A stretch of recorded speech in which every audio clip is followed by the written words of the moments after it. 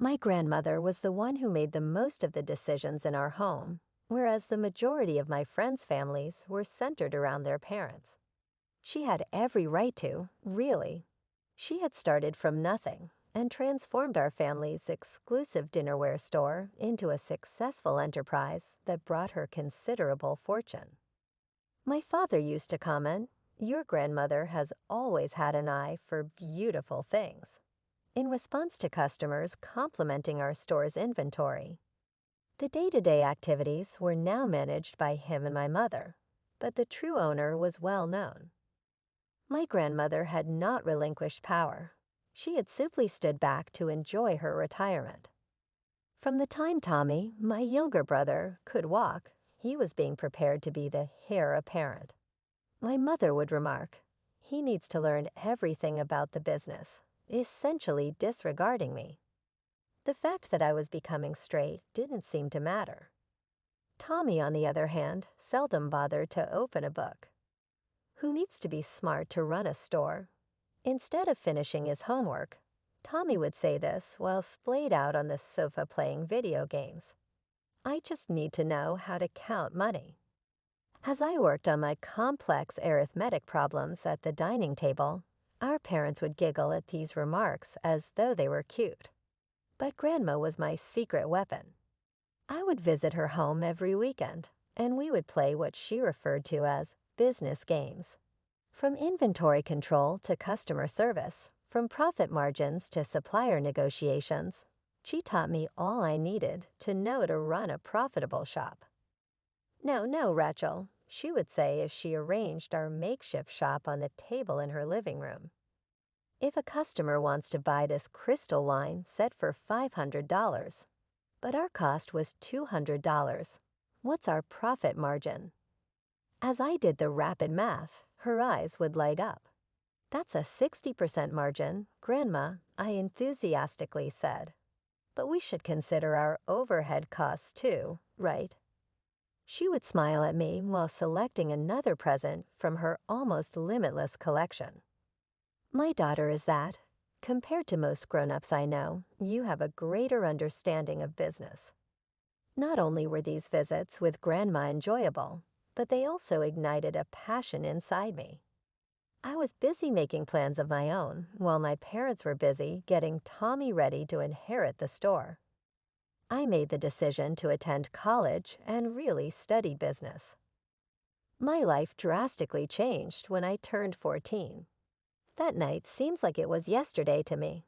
After supper, my parents invited me into the living room, and I could tell by my father's grim expression that we were not going to have a nice talk. "Rachel," he whispered, his icy gaze fixed on me, "you and your mom have been conversing. It's time for you to assist with the family company and quit being lazy. You will begin working at the store after school tomorrow." I began my new work at our family shop the next day. Every day after school, I was cleaning shelves, scrubbing floors, setting up pricey dinnerware, and doing whatever else needed to be done while my brother Tommy went home to play video games and goof about. I was determined to prove myself, so I worked hard. I occasionally stayed late into the night to ensure that every exhibit was flawless and every crystal glass shone. I had been working with the adult staff for 3 months when I began to see something that increasingly disturbed me. All employees would get their paychecks every Friday. They would talk about their plans for the weekend and how they would spend their money. In the meantime, I put in just as much work, at times more, but got nothing in return. I plucked up the nerve to approach my parents one evening when they were the only people in the store, calculating the day's earnings at the register. "Mom, Dad," I said tremblingly, "I've been contemplating. I'm performing the same tasks as the other workers. In fact, I'm performing many tasks. Don't I also deserve to get paid?" My blood ran cold as they exchanged glances. My mother's lips pushed into a thin line, and my father's face tightened. "Paid?" sneered my dad. "Are you aware of the amount we spend on you? You believe that clothing, food, and your roof are all free. I said, "But that's different. Parents are supposed to." My mother said, "Don't you dare tell us what parents are supposed to do. Think of your labor here as payment for all that we do for you." Such an arrangement would be appreciated by many children. My eyes began to brim up with tears, but I forced myself to suppress them. My mother moved closer at that point, her voice lowering to a menacing murmur I will never forget. Then she screamed, "And let me make something very clear. Don't even consider bringing this to your granny. We are free to manage this company any way we deem proper. You'll regret it if I find out that you've complained to her. Do you understand?" For 2 long years, I worked without pay, watching other employees receive their weekly paychecks, while I got nothing but tired feet and calloused hands. But as my 16th birthday approached, I made a decision that would change everything. The day after my birthday, I walked into my parents' office with my head held high. "I quit," I announced firmly. My father's head snapped up from his paperwork. "What did you just say?" "I'm not working here anymore," I said, my voice steady despite my racing heart. "I need my own money, and since you won't pay me, I found a job at the Coffee Corner Cafe. They're hiring part-time after school." My parents exchanged alarmed looks. My mother recovered first, her eyes narrowing calculatingly. "Fine," she said slowly, "but on one condition. You tell your grandmother you're still working here. She doesn't need to know about this arrangement." As I walked out of that office, I felt like a weight had been lifted from my shoulders. For the first time since I turned 14, I was taking control of my own life, and it felt amazing. My first day at Coffee Corner marked the beginning of my new life. The manager, Sarah, was nothing like my parents. She was kind, patient, and actually appreciated hard work. Every Friday, I'd get my paycheck, and that feeling was indescribable. For the first time in my life, I had money that was truly mine. I loved everything about my new job: the smell of fresh coffee, the regular customers who learned my name, and especially my coworkers, who treated me like an equal, not a servant. The best part: I could finally buy things for myself without having to beg my parents. My first paycheck went toward a new phone. Nothing fancy, but it was mine. The second one bought me some new clothes, but what I enjoyed most was being able to buy small gifts for Grandma. One week it would be her favorite chocolates. Another week, a beautiful scarf I spotted at the mall. "Oh, sweetheart, you shouldn't spend your store wages on me," she'd say, her eyes twinkling as she admired whatever small present I'd brought. Those moments were the hardest, lying to Grandma about still working at the store. She'd ask how things were going there, and I'd make up stories about rearranging displays or helping customers. "You have such a good eye for presentation," she'd beam proudly. "Just like I did at your age." The guilt would eat at me, but I kept reminding myself that this lie was protecting my newfound freedom. As senior year progressed, my grades stayed perfect. My teachers started talking about top universities: Harvard, Yale, Stanford. "With your academic record, Rachel, you could go anywhere," my guidance counselor said during one of our meetings. But I knew better. My parents wouldn't spend a dime on my education. They made that clear enough over the years, and while Grandma would probably help if I asked, I couldn't bring myself to do it. After years of being dependent on family, I wanted to stand on my own feet. So I focused my research on local options and discovered that our city college had an excellent business program.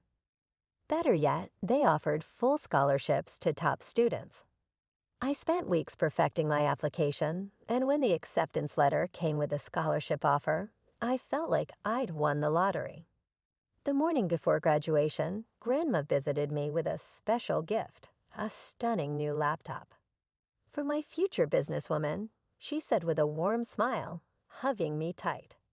"I know you'll do great things with it."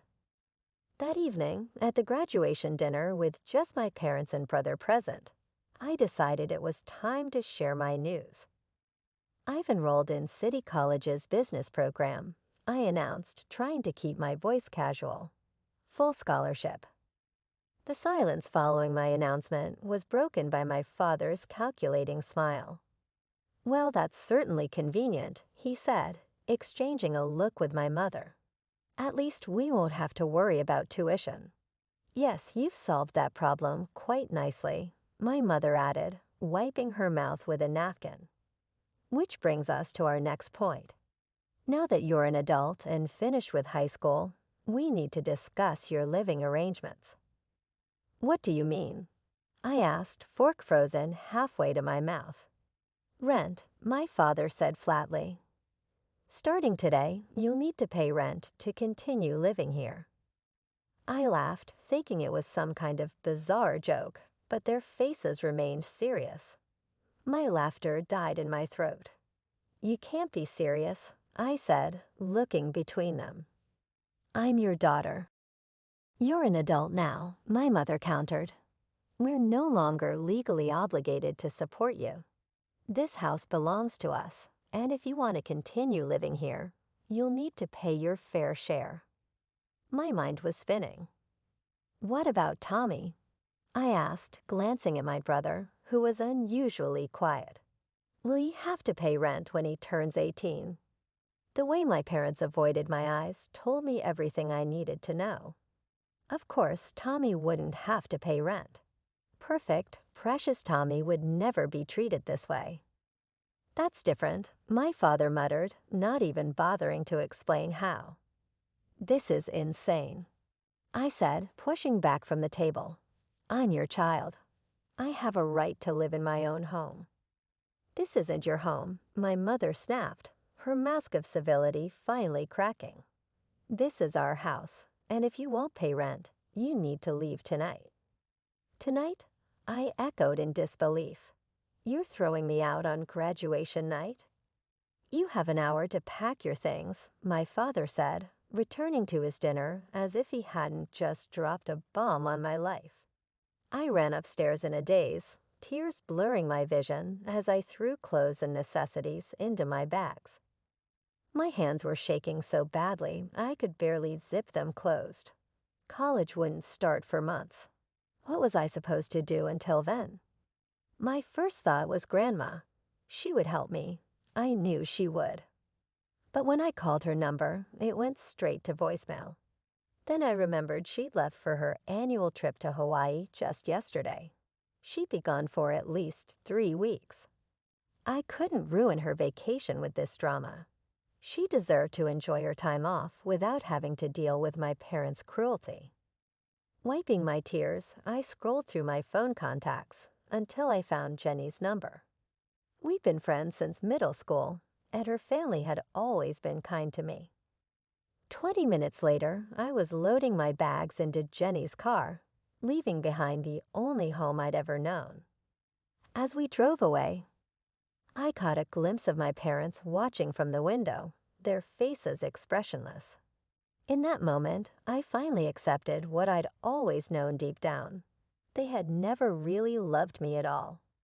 Life fell into a new routine during those 3 weeks at Jenny's house. I woke up on her fold-out couch before dawn, quietly getting ready so I wouldn't disturb her family. I worked my shifts at the cafe, saving every penny I could. Sarah, my manager, was a godsend during this time. She understood my situation and increased my hours without me even having to ask. Working helped keep my mind off things. I threw myself into every task, whether it was crafting perfect lats or scrubbing down the equipment at closing time. "You're going to work yourself into the ground," Jenny would say when I'd come home exhausted after another double shift. But what else could I do? I needed to save as much as possible before college started, and staying busy meant less time to think about my parents' betrayal. I avoided them completely during this time. They never called or texted, and I was fine with that. What could they possibly say to justify throwing their daughter out on graduation night? Tommy sent me one message asking where I was, but I couldn't bring myself to respond. When Grandma finally returned from Hawaii after those long 3 weeks, I felt a surge of hope so strong it almost made me dizzy. I'd waited patiently, forcing myself not to contact her during her vacation. She deserved to enjoy her time away without getting dragged into family drama. But now finally, I could tell her everything. With trembling fingers, I typed out a message. "Grandma, I need to talk to you about something important. Can we meet?" Her response came faster than I expected, but instead of her usual warm reply with a time and place, it was just a link. My heart started pounding as I clicked it, opening my mother's social media page. What I saw made my blood run cold. My heart is breaking as I write this. My mother's post began, the words dripping with false sincerity. "Our beloved daughter Rachel has run away from home." But what makes this situation even more painful is discovering that before she left, she stole a significant amount of money from our family store's register. We tried to give her everything, to show her nothing but love, and this is how she repays us. We never thought our own child could do something like this. I stared at the screen in horror as I scrolled through the comments section, watching my reputation being shredded to pieces by people who'd known me my entire life. Aunts, uncles, family, friends, all expressing their shock and disappointment in me. "I can't believe Rachel would do this. She always seemed like such a good girl after everything you've done for her. This generation has no respect. You should report this to the police. Theft is theft, even if it's family." My mother's response to the police suggestion made me feel physically sick. No, we can't do that to our daughter. Despite everything, we love her too much. We just pray she'll come to her senses and return what she stole. Our hearts are broken, but we still have hope she'll make this right. My hands were shaking so badly, I could barely hold my phone. The sheer audacity, the calculated cruelty of their lies, it was beyond anything I'd imagined them capable of. They'd thrown me out of my home, and now they were trying to destroy my reputation too. I drove straight to Grandma's house, my heart pounding the entire way. When she opened the door, her face was unreadable, but she stepped aside to let me in. "I don't believe that post for a second," she said before I could speak. "Sit down and tell me what's really going on." The words poured out of me like a broken dam. "I haven't worked at the store for 2 years, Grandma, not since I was 16. I've been working at Coffee Corner Cafe all this time." My voice cracked. "I'm so sorry I lied to you about it." "Go on," she said quietly, her face growing darker with each word. I told her everything about working for free from age 14, about my parents refusing to pay me because I owed them for living expenses, about their threats to keep me quiet. When I got to the part about them throwing me out on graduation night, Grandma's hands clenched into fists. "Those lying thieves," she spat, jumping up from her chair. She strode to her office and returned with a stack of papers. "Look at these payroll statements. According to these, you've been receiving a salary at the store from age 14 until now. They've been paying you on paper this whole time, even after you quit. Where do you think that money went?" My head spun as I looked at the numbers. Thousands of dollars, all in my name, all going into some account I'd never seen. Grandma was already on the phone. "James, I need you at the store immediately. Full audit. Every transaction, every account, every penny," she paused, listening. "And find out exactly how much money is missing from the register, the amount they're accusing Rachel of stealing." While Grandma made calls, I opened my laptop, my hands shaking with anger as I began typing my response to Mom's post. I stayed quiet long enough. Here's the truth. I didn't steal anything. and I didn't run away. I was thrown out of my house on graduation night because I refused to pay rent to my own parents, something they've never asked of my brother. I haven't worked at the family store for 2 years.